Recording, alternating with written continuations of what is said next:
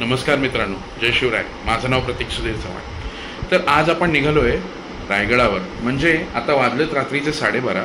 मी आता निघतोय याचं कारण असं की मी आता निघालो तो सकाळी पहाटे 5 वाजता किंवा 6 वाजता रायगडाच्या पायथ्याशी पोहोचेल.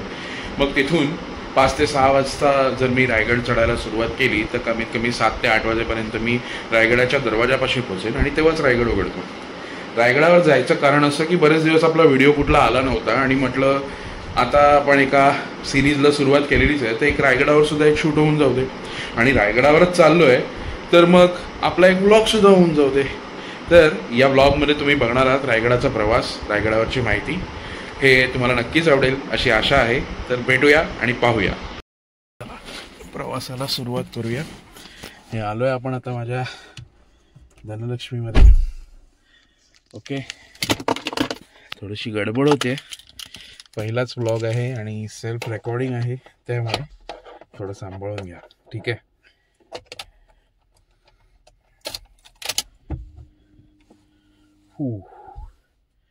फारच उकडतंय. AC लावून घेऊया आधी, गाडी जरा थंड होऊ देत. ठीक आहे. सीट बेल्ट महत्त्वाचा असतो, नेहमी सीट बेल्ट लावणं महत्त्वाचं असतं. नेहमी ड्रायव्हिंग करताना सीट बेल्ट हा लावलाच पाहिजे, ठीक आहे. सो पण सीट बेल्ट लावलेला आहे, ठीक आहे. चला, गणपती बाप्पा मोरया, जय शिवराय. तर अशा प्रकारे प्रवासाला सुरुवात झालेली आहे. माझा DOP आलेला आहे. DOP हाय बोला. आणि मागे आमचे मित्र रवी शेठ आलेले आहेत. रवी शेठ हाय बोला. तर आता बघालच तुम्ही पुढचा प्रवास कसा असेल. आम्ही आता जस्ट डोंबिवलीवरून निघालोय. आमचा अजून एक मित्र येतोय, त्याला आम्ही इथे जवळच हायवेला पिक करणार आहोत. आणि रात्र असल्यामुळे तुम्हाला काही नजारे पाहता येणार नाहीत प्रवासाचे, पण थोडे थोडे दिसतील, ते मी दाखवत नाही, ठीक आहे. भेटूया. तर मित्रांनो, आता आपण आलेलो आहोत पनवेलला. अप्रॉक्सिमेटली 1 तासात आपण पनवेलला पोहोचलो. रात्रीची वेळ होती, ट्रॅफिक नसल्यामुळे. हे बघा, आता आपला ॲक्च्युअल मुंबई गोवा हायवेची प्रवासाची सुरुवात झालेली आहे. बघू शकता तुम्ही. रात्र असल्यामुळे काही फार दिसत नाही आहे, पण ठीक आहे. पुढे पुढे जे जे दिसेल ते दाखवत जाईल.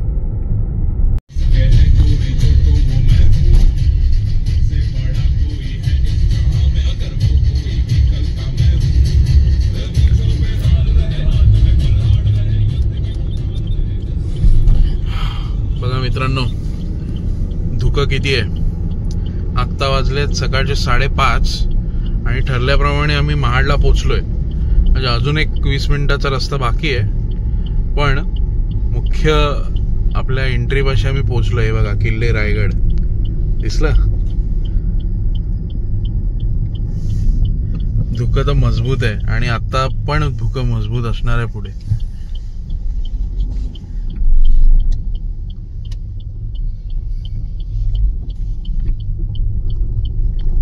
हे आलं रायगडचं मेन मुख्य प्रवेशद्वार, जे महाडच्या इथे आहे. आता आपला प्रवास सुरू होतोय महाडच्या रायगडाच्या पायथ्याशी जाण्याचा. नमस्कार, जय शिवराय, सुप्रभात. तर रात्रभर प्रवास करून आम्ही आता पोचलेलो आहोत किल्ले रायगड. आता इथे जरा फ्रेश होतोय, पाचाडलो आहोत. थोड्याच वेळात आम्ही रायगड चढायला सुरुवात करू. ही रायगड मोहीम फार आनंददायी वाटते, कारण की तुम्हाला आता मी व्ह्यू दाखवतो, किती सुंदर व्ह्यू असणार आहे. हे बघा, हा पाचाडवरूनचा व्ह्यू बघा तुम्ही फक्त, किती विहंगम दृश्य आहे. आणि समोर आपलं दैवत किल्ले रायगड, आपल्या दैवताची राजधानी किल्ले रायगड.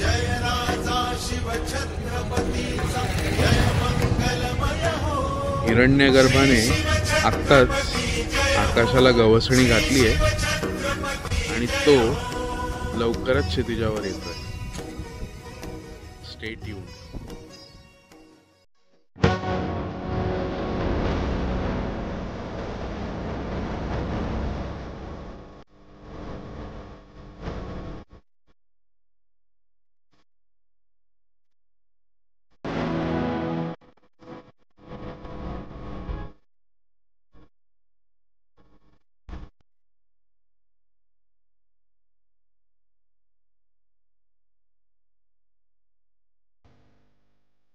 श्री शिवाजी महाराज की जय. जय भवानी. जय शिवाजी. शिवरायांच्या पदस्पर्शाने पावन झालेल्या या रायगड किल्ल्याच्या पवित्र भूमीमध्ये आज आपल्या ग्रुपचं मी सर्वांचं सहर्ष स्वागत करतो. सर्वप्रथमतः माझी मी ओळख करून देतो. माझे नाव रुपेश बबन सोरे. गेले 10 वर्ष किल्ल्यावरती मी गाईड काम करत आहे. रायगड किल्ला हा तुम्ही कधी पाहिला असाल किंवा नसाल, पण रायगड किल्ला आज मी हा तुम्हाला प्रत्यक्षात दाखवणार आहे. रायगड किल्ल्याची जर समुद्र सपाटीपासूनची हाईट मोजली तर 2851 फूट आहे आणि पायथ्यापासून तर महात्यापर्यंत 1375 फुटावरती आज आपण जाणार. रायगड किल्ल्याला मूळ नाव होतं रायरी नावाचा डोंगर. रायगड किल्ल्याला पूर्वी अनेक नाव होती. रायरी, जंबुदी, इस्लामगड, तनस, रासीवटा, बदेना, कुलाबा, तर पूर्वेकडील लोक जिब्राल्टर या नावाने ओळखत असे. स्वराज्याची पहिली राजधानी राजांना अपूर्ण पडत होती म्हणून मोरोपंत पिंगळे आपल्या राजांना सतत म्हणायचे की राजा, एक कोकणामध्ये रायरी नावाचा डोंगर आहे, हा डोंगर आपण जिंकून घेऊया, स्वराज्याची दुसरी राजधानी म्हणून तिथे आपण निवड करू. पण हा डोंगर ताब्यामध्ये कुणाचा आहे ही पहिली चौकशी करायला चंद्रा मोरेने आपल्या राजाने मोरोपंत पिंगळाला सांगितले की ताब्यामध्ये कुणाचा डोंगर तो पहिल्या चौकशी करा. मोरोपंत पिंगळाने राजे या रायगड किल्ल्याला 3 महिन्याचा वेढा देतात आणि राजे आणि पंत किल्ल्याच्या पायथ्याशी येतात. राजे पंतांना म्हणतात की पंत, रायरी रायरी म्हणत होता ती हीच का रायरी? पंत म्हणतात राजे हो हीच रायरी. मग या रायरीने राजांना पाहिलं आणि राजाने रायरीला पाहिलं आणि राजांच्या तोंडामधून असे का उद्गार बाहेर पडले की राजा खासा त्या जाऊन पाहतास हा गड आहे बहुत चकोट, चौतर पहा गडाचे दरवाजे, तासिल्याप्रमाणे गाव दीडगाव उंच, प्रजन्य काली या कड्यावर गवत उगत नाही, धोंडा तासिवा एकच आहे, दौलता बास हा दशगुणी उंच. ऐसे देखुनी महाराज संकृष्ट झाले आणि बोलले की तख्तास जागा हाच गड खरा करा. तख्त म्हणजे काय तर राजधानी आणि राजधानीच्या दृष्टिकोनातून नेमलेला हा रायरीचा डोंगर. धोंडा तासीव एकच आहे, गडावरती आपला दगड वगैरे सर्व तासून भेटणारी जागा आहे बघा. म्हणून राजाने या रायगडाची निवड केली. पण ताब्यामध्ये चंद्रा मोरेच्या ताब्यामध्ये आहे. आपल्या सर्वांना प्रतापगड दादा माहितीच आहे. प्रतापगडच्या पायथ्याशी जावळीचं खोरं आहे. त्या जावळीच्या खोऱ्यामध्ये असे एक म्हणे हो, आपल्या डोक्यातली उद्या अस्वलीच्या केसामध्ये सोडली सापडू शकते, पण जावळी खोऱ्यामध्ये बलाढ्य देहाचा हत्ती सोडला हा सापडू शकत नाही. इतकं घनदाट जंगल ते जावळीचं खोरे. आता जस्ट गडावर पोहोचलोय. 9 वाजता सुरू केलेलं, सॉरी 9 वाजता नाही 8 वाजता सुरू केलेलं, 7:45ला सुरू केलेलं, 10 वाजलेत आणि आत्ता पोचतोय गडावर. म्हणजे महादरवाजाच्या पण वरती. तुम्हाला आता गडाचा व्ह्यू दाखवतो.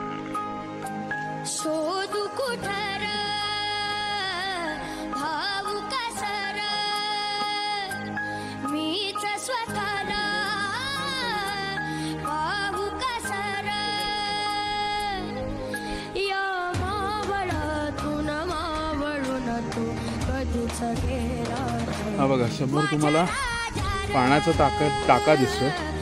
हा शिवकालीन टाका आहे. 1912 पाण्याचे टाके पाण्याचे हौद आपल्या गडावर टोटलं आहे. आता आपण गड फिरतोय. या दिशेला टकमक टोकाचा रस्ता जातो इथे, तिथे आम्ही जाणार आहोत.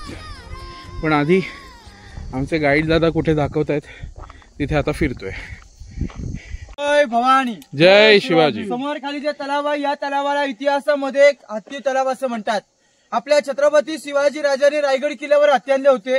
हत्ती मोठे झाले की गडावरती येऊ शकत नाही म्हणून हत्तींची लहान छोटी पिल्लं असताना राजांनी पालखीमध्ये बसवलीत, रायगड किल्ल्यावर आणलीत. रायगड किल्ल्यावर त्यांचं पालनपोषण केलं आणि हत्तींना लागणारा पाण्याचा पुरवठा या तलावातून केला जायचा. म्हणून इतिहासामध्ये या तलावाचं नाव हत्ती तलाव असं म्हणतात. असे गडावरती मोठे मोठे 11 तलाव आहेत, 350 इमारती आहेत. 350 इमारतींना लागण्यासाठी दगड आहेत ना, ही काय गडाच्या कालवर शक्य नाही बघा. आपल्याला एका माणसाला वरती येणं शक्य नाही, आपण एवढं येताना धाव करत बसलो. मग गडावरती असणाऱ्या 350 इमारतींना लागणार दगड गडाच्या खालून शक्य नव्हतं, म्हणून महाराजांनी काय केलं, गडावर असे 11 खड्डे मारले, याच्यातून दगड काढला, तो बांधकाम वापरला. म्हणून या तलावाचं नाव हत्ती तलाव. पुण्यावरती आपण शिरकाईचं दर्शन घेऊन आपली गडदैवता होते शिरकाई माता, शिरकाई मातेचं आपण दर्शन घेऊ आणि गड किल्ला पाहायला आपण सुरुवात करणार. बोला छत्रपती श्री शिवाजी महाराज की जय. जय भवानी, जय शिवाजी. हर हर. मित्रांनो, हे शिरकाई देवीचं मंदिर आहे. शिरकाई देवी ही आपल्या रायगडाची देवी, म्हणजे रायगडाची कुलस्वामिनी म्हणा किंवा ग्रामदैवता आपण म्हणू शकतो. तरी शिरकाई देवी प्राचीन मूर्ती आहे.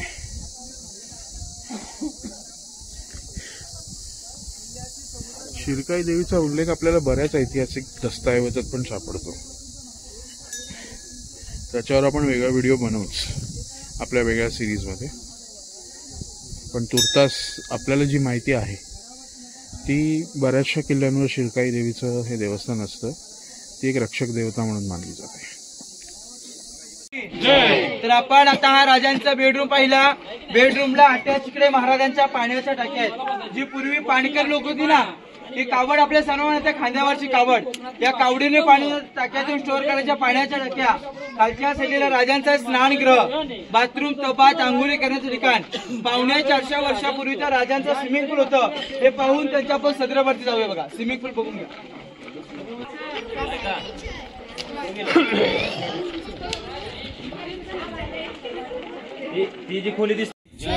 तर बघा पहिला चौथरा आपण जो पाहिला छत्रपती शिवाजी राजांचा आपण बेडरूम पाहिला. बघा 2 नंबर चौथऱ्यावरती उभा ते राजांचा आहे मुतपाकखाना, म्हणजे राजांचा आपल्या घरातला स्वयंपाकघर, म्हणजे आताच आपल्या घरातलं किचन. होत्याच्या समोर बघा 3 नंबर होत्याच्या सचिवालय म्हणतात. जेवढे राजांच्या गडकिल्ले होते ना, तेवढ्या गडकिल्ल्यांचं लेखी कागदीपत्रावर इथून चालला जायचा.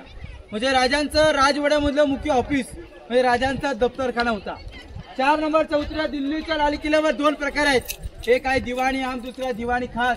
एक आम जनतेसाठी आणि काही खास जनतेसाठी. आज देखील आपण खास मध्ये आहोत. एकदा त्या भिंतीच्या आतमध्ये गेलं तर दिवाणी आम प्रजा आतमध्ये बसल्याची. राजे हे राजे होते, पण राजा छत्रपती झाले, सिंहासनात झाले, विराजमान झाले. ती जागा आतमध्ये आहे, तिकडे आपण जाणार आहोत. पण या साडीला राजांचा खलबतखाना हा रूम पाहून आपण पुढे प्रवेश करूया. बोला छत्रपती श्री शिवाजी महाराज की जय. असं लक्ष द्या, इकडे समोर आपल्याला विटांची रूम पाहायला भेटली का? त्याला म्हटलं जातं टाकसाल, कॉईन छापण्याची जागा. आताच्या आपण 1च्या कॉईनवरती काय लिहितो? सत्यमेव जयते. राजांच्या राजमंदिरावरती काय लिहिलं जायचं? प्रतिपचंद्र लेखेवी वर्ध विष्णू वंदिता 96 शिवशैष मुद्रा भद्राय राजते. याचा अर्थ असा आहे की शहाजी राजांचा पुत्र शिवाजी राजे जसा प्रतिपेचा चंद्र कसा कलेकलेने वाढत जातो, असा शहाजी राजांचा पुत्र शिवाजी राजे यांचं स्वराज्य हे कलेकलेने वाढत जावं म्हणून स्वतःच्या राजमुद्रा तिथे तयार केले जायचे. खिडक्या बंद केल्या, छोटी इमारत आहे, सज्जा गॅलरी असं म्हणतात. राजांना हवा खाण्याची जागा ती बंद करण्यात आली, कारण की पडण्याची शक्यता आया. त्याच्या खाली कड्या बघा, उजव्या कोपऱ्यात लोक खाली जात आहेत. खाली गेल्यानंतर छोटी रूम लागणार आहे, ती आडवा जायची, त्याला खलबतखाना म्हणतात. खलबतखान्याचे गुप्तेर होते बहिर्जी नाईक, आणि बहिर्जी नाईक म्हटलं की बहिरूपी.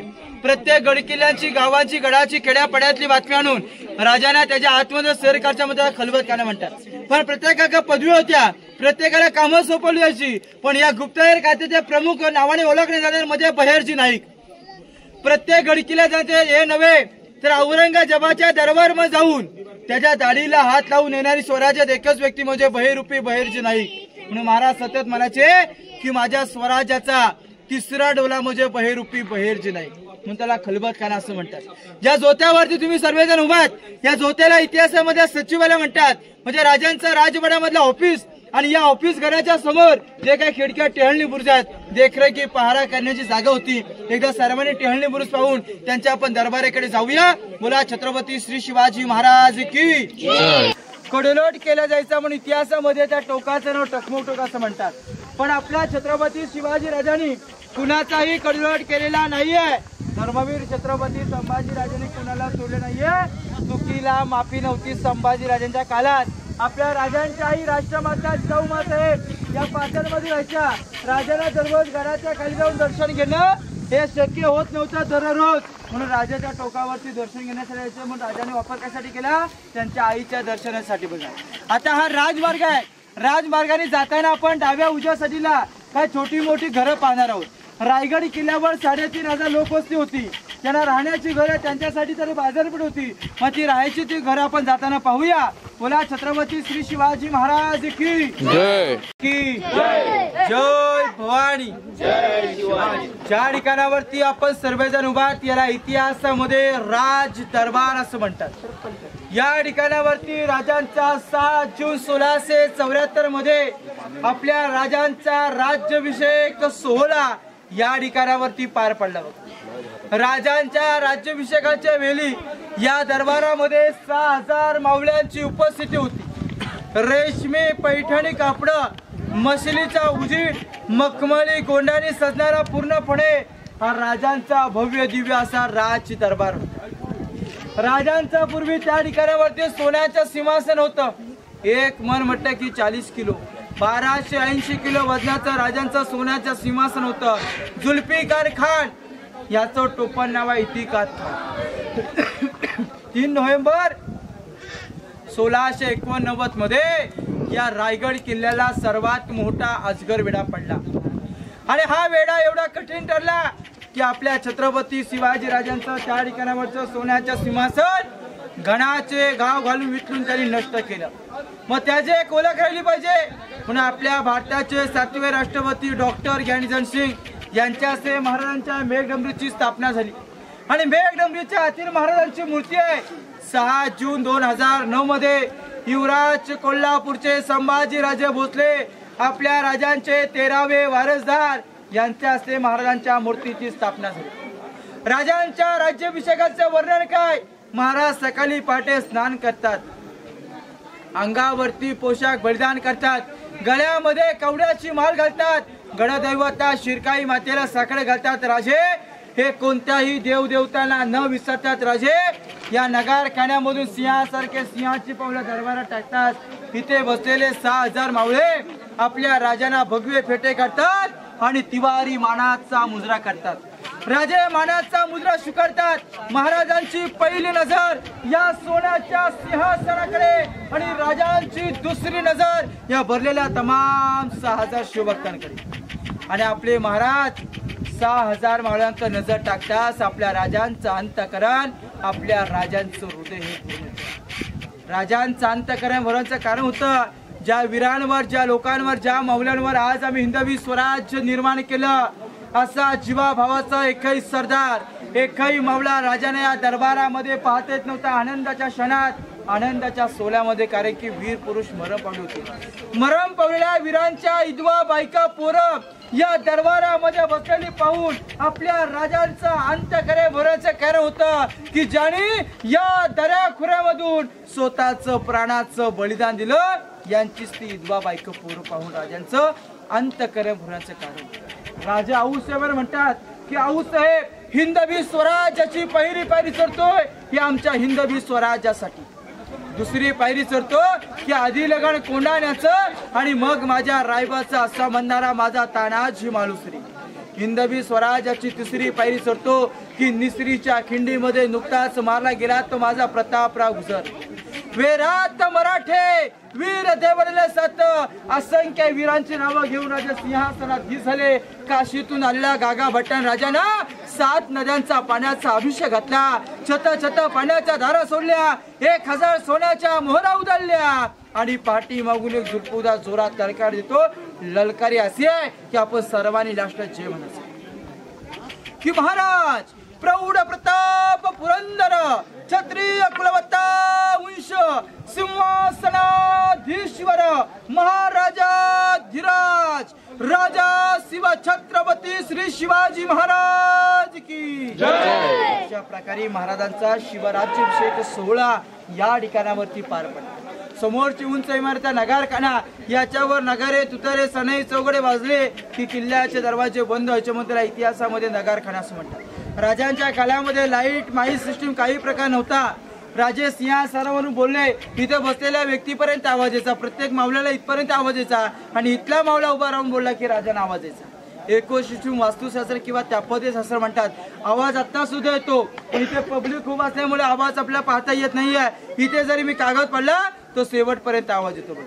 काही जाणकारांची तज्ञांची मतात की दगडामुळे आवाज येतो. दरबार संपूर्ण मोकळा पण दगड आहे. याच्यावरती काय अनेक कारण आहेत.